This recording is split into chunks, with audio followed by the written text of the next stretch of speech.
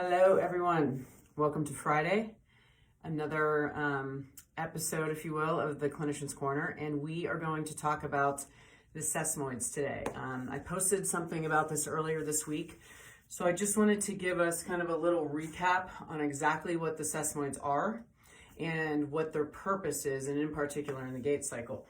I feel like my foot drawings are getting better here. So, the sesamoids, remember, that is, they mean sesame seed. So 2 little sesame seeds, if you can visualize that, underneath the foot on the metatarsal. So those 2 little guys right there, okay? Think of it as a sesamoid complex. So there's kind of a lot that's going on there, and embedded in the tendon of flexor hallucis brevis are the sesamoids. So one of there's multiple purposes of the sesamoids, but one of the main reasons is that it improves mechanical efficiency. Think of the patella, also a sesamoid, okay, improving efficiency of the quadricep. Okay, but down at the foot, we're improving mechanical efficiency.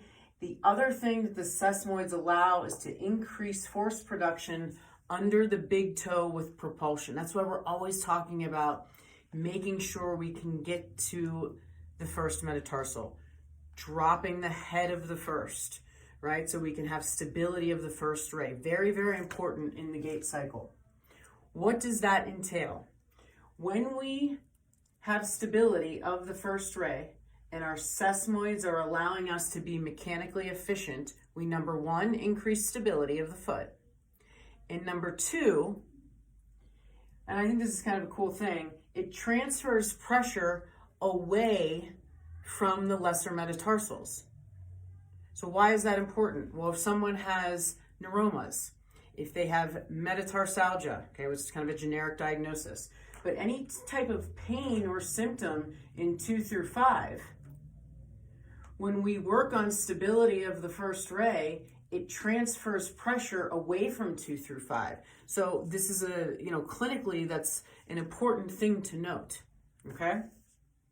So what can happen with these sesamoids? Okay, we talked earlier this week about people who often get stress fractures there. When I'm walking, if I don't have stability, okay, or running of this first ray, I can kind of spin through the foot. Okay, and you'll see people kind of spin through their foot. They might have a pinch callus here, okay? That is all their inability to control rotation, and that can come from the foot, it can come from the hip, and as clinicians, we need to determine where that is, and with these patients, really work on controlling their rotation, and that starts with bringing stability to this first ray complex. The other thing that you'll find when patients will have sesamoid issues are patients with high arched feet. Okay, so your pes cavus, your very rigid foot types.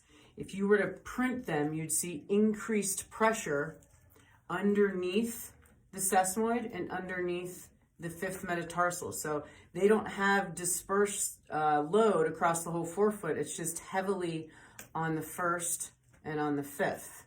My dog is chewing something right now. What I was going to show you. That is not nice. So there's too much pressure here. So in those cases, we need to look at offloading the sesamoid. So Dr. Thomas Shad, who you know we are big fans of at humanlocomotion.org, okay, has basically made these, it's similar to a dancer's pad, okay? So again, these are your patients where you want to offload the sesamoid. So this sticks right to the factory insert of the shoe, right?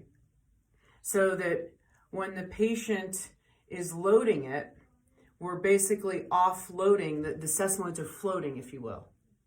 So that is one way to work with these patients to offload irritation under the sesamoid. So again, I think with, when we're diagnosing our patients and when we're working with them, we have to figure out the why. Are the patients suffering from sesamoiditis or ball of the foot pain because of a torsional instability or they can't control rotation? And in that case, we better be working stability. If it is compressive because of a rigid foot, then you have to look at possibly offloading the sesamoids and letting them float, if you will. We have all of these exercises. We talk about mobility for the first ray.